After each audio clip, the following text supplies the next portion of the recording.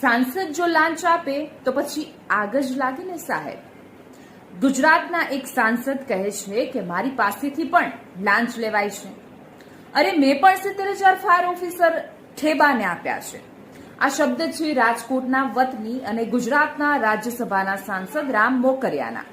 રામ મોકરિયા એમ તો બિઝનેસમેન છે, મારુતિ કુરિયરના માલિક છે, પરંતુ એમને રાજ્યસભાની પણ લોટરી લાગેલી છે, જાહેર જીવનમાં છે. પણ આ આખા બોલા નેતા ક્યારેક એવો બફાટ કરે છે કે ખુદ પાર્ટીના જ નેતાઓ એમને વળતા સવાલ કરવા લાગે છે. પણ મોકરિયાએ કહ્યું કે હું જ્યારે સાંસદ નહોતો ત્યારે મારી જ એક સ્કીમને એનઓસી માટે આ અધિકારીએ 70,000 લીધા હતા. કામ ન થયું તો મેં પાછા માંગ્યા. હવે તમે જ વિચારો કે મોકરિયાની જો આ હાલત હોય તો રાજકોટના સામાન્ય લોકોની શું